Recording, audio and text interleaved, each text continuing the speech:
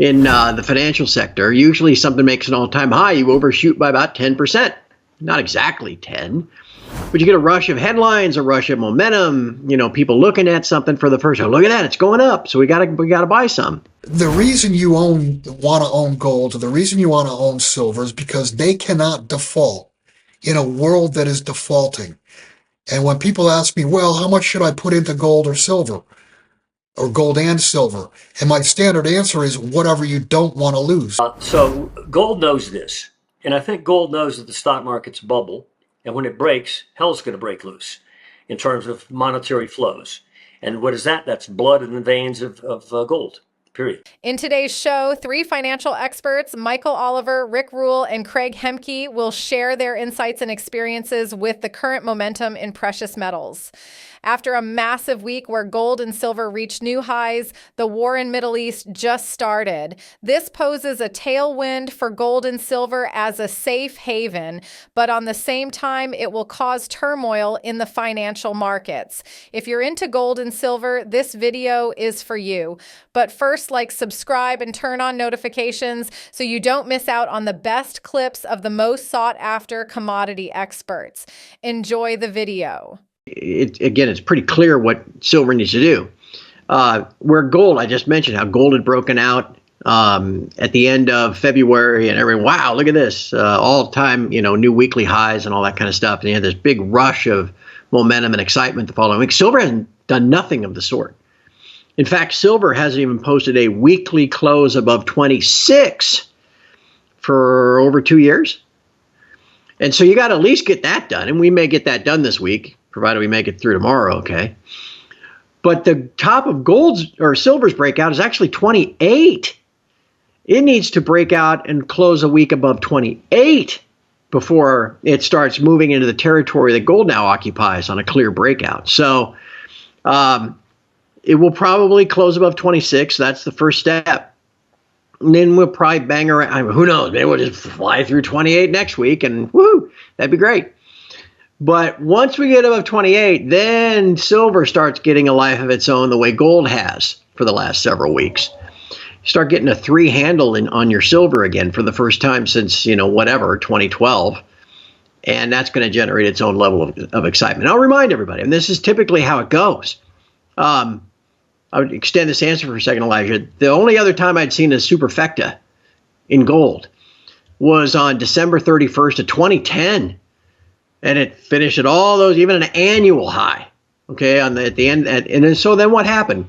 Gold finished that year at 1420. And by early September, put in that old all-time high of 1920. So what's that, a 20-some-odd% move, right? Well, while that was taking place, silver began 2011 at 18. And by, everybody probably recalls, by the 1st of May, it was 48. So it can go fast. I mean, it's not unprecedented to see it happen. But that, and again, this is important for people that think that, I've already missed out. Silver's up $2 in the last 4 days or whatever it is. Silver's got to get above 28 and then pick up a 3 before you really start getting into the fireworks. And we're not there yet. Right now is about 8 years old. It started from the 2015 low, so it's got some maturity to it, but it's only doubled plus. Okay, and as you've noted, over the last 50 years, we've had 7-fold and 2 8-fold moves. And we have the background technicals and fundamentals now that would justify at least that much, if not more. But if you go back and examine those bull markets, you'll find that much of the explosion came in the tail end of the bull markets, the last year of the bull markets.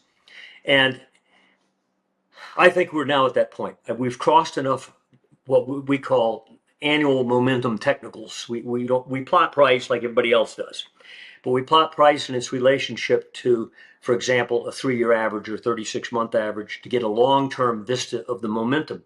And we get a totally different picture than when you look at a price chart. We just broke out of a massive multi-year horizontal range that's evident both on the miners. They've been going down in price for the last 3 years, remember. Silver, which has been eroding for the last 3 years, not collapsing, just eroding from $30 down to, but it had a flat structure as well on its annual momentum, and gold did too. They've all broken out. When this happened before, and there's couple prior times in history where we can look back and see that technical event occurred. It was usually at the tail end of the bull market or at the very outset of the bull market, not in the middle. And when you cross that threshold on momentum, you launched. And usually the launch would last a couple quarters, 5 to 7 months. And it was explosive. And particularly, it was explosive for the miners and for silver, where over the years of the bull market, they were keeping up with gold, basically, or lagging it a bit, but not dynamic compared to gold. In the last year of the bull market, they went berserk, especially silver. Go back and look at 1979 charts of silver and compare it to gold, what they did percent-wise. I think silver is now in that position, and the miners as well, to really launch in a way on a percentage basis, much more than gold. And again, if we use that eightfold model, and I'm not going to predict, I'm just going to say it did it 3 times before, and we've got far better justification this time, then, got $8,000 gold. Okay? And that's just doing what they did then. Now you look at the ratio of silver to gold, that's the other issue. If you go back, now we measure it differently than most people. We just simply divide the price of silver into gold, and right now silver is about 1.2% of the price of gold. Okay, pretty low. If you go back over the 50-year period, you'll see numerous times, handful of times, where silver has gone up to 2.5 to 3% of the price of gold. Okay, so it's not like it's extraordinary for it to do that. Right now, silver is vastly undervalued. If it went up to 2 to 2.5% of the price of gold, and you had gold at $8,000, you do the math. Silver's a couple hundred. Okay, even if gold only went to 4,000 and silver went up to 2.5% or 2% of the price of gold, it would be massive in terms of the percentage gain of silver versus gold. And we think the technicals have now shifted, favoring that outcome. And so I think the next 6 months, it's going to be seatbelt time. And I strongly suspect you'll start to hear in the other markets, like the stock market, central bank policy changes, et cetera, where you say, aha, they knew it was coming. Gold and silver knew it was coming. Massive flow of liquidity again. In today's market recap, Indian silver imports surge to record levels. Indians are known to have a love affair with gold. India ranks as the number 2 gold-consuming country in the world behind only China. But Indians are also pretty fond of silver. In fact, India is the world's biggest silver consumer. Silver imports skyrocketed by 260% in February, hitting a record high of 2,295 tons. That was up from 637 tons in January, according to a report in the Economic Times of India. The Times said this surge in Indian silver buying could support global prices trading near their highest in 3 years. To put the import surge into perspective, India imported 3,225 tons for all of 2023. Indian imports are cyclical in nature. In 1 year, imports may be very high, and then the following year they may fall. Since imports fell in 2023 after record buying in 2022, we can expect imports to pick up in 2024. Industrial silver demand is projected to rise 8% to a record 632 million ounces this year, pushing overall offtake to near record levels. According to the Silver Institute, investment in photovoltaics, power grid, and 5G networks, growth in consumer electronics, and rising vehicle production all helped drive industrial demand higher. On the supply side, global mined silver is anticipated to fall by 2% year on year to 820 million ounces, driven by lower output from operations in Mexico and Peru. Silver isn't priced for these supply and demand dynamics. This could present a great investment opportunity. Now we'll show you the best clips of the latest interview. Hit the like button, smash the subscribe button, and turn on notifications so you do not miss out our daily videos. Enjoy the episode. I own a bit of platinum and palladium through the product of my former employer, the Sprott Physical Platinum and Palladium Trust. I own it because the narrative associated with platinum and palladium is all bad. The markets believe, I think because of political leadership in the West, that the internal combustion engine is going the way of the dodo. and hence platinum and palladium utilization in catalytic converters is in inexorable decline. I believe that the internal combustion engine will be with us till 2060 or 2065, meaning that I see 40 years of continued demand for platinum and palladium. I see, too, platinum and palladium prices depressed in large measure because of Russian selling. I saw this before in 90, 91, and 92. When the Russians need money, make no mistake, the Russians need money. Wars are expensive. They sell whatever they have in the cupboard. And what they have in the cupboard, particularly right now, is platinum, palladium, and nickel, all of which they're dumping on world markets, just like they did in 90 and 91.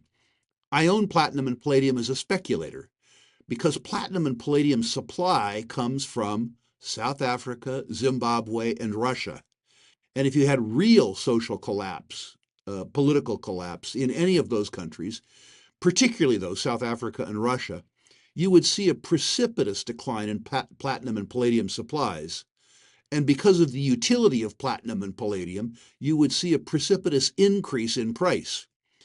Patrick, it takes about $125 worth of PGMs right now to fabricate a catalytic converter, which allows the sale of a $40,000 or $50,000 car. If the platinum price doubled, it would have no impact on the finished price of the product that drives demand. So the inelasticity of demand relative to price is really attractive to me. Will there be a collapse in South Africa? Will there be a collapse in Russia? I don't know. But it seems to me that the downside in terms of platinum and palladium over the next 5 years is fairly small. And the potential, I'm not saying it's going to happen, the possibility of supply disruptions, politically or socially inspired supply disruptions in South Africa and Russia is reasonably high. If you had that disruption, you'd see a doubling or tripling of platinum and palladium prices. But you will, I think, see an increase in platinum and palladium prices within 2 years simply because the Russians will run out of inventory to sell. We saw this before in 1992, and I suspect we see it again in the next 5 years. Focused on silver and the miners right now, the gold miners.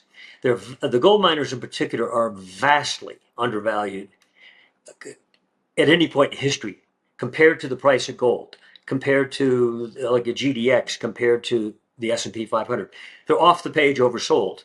And we've had some major asset managers recently move out of the high-tech stocks and into, for instance, Stanley Druckenmiller. I think it was about mid-February.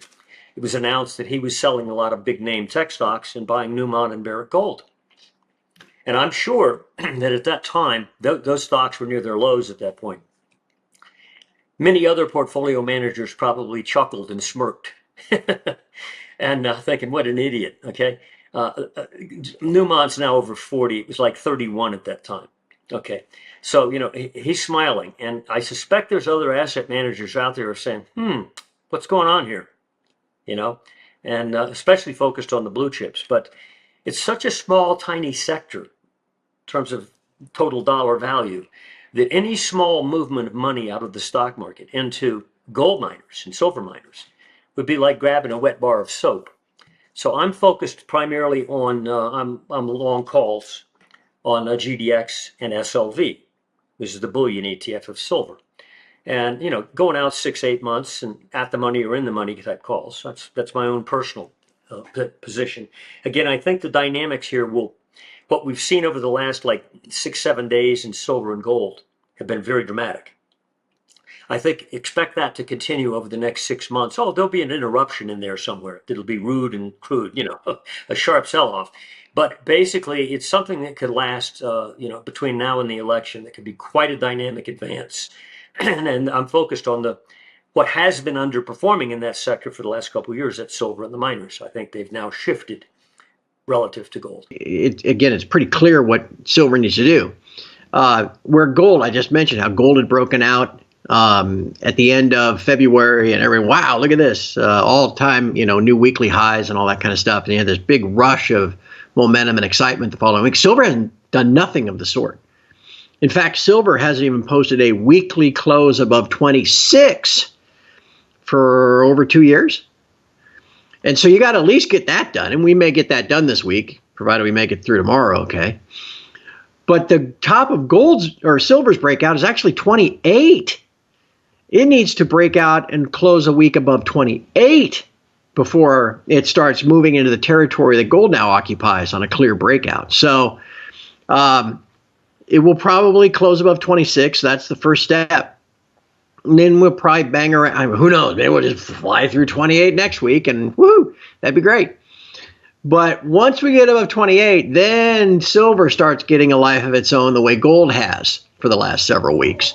You start getting a 3 handle on your silver again for the first time since, 2012. And that's going to generate its own level of excitement. I'll remind everybody, and this is typically how it goes.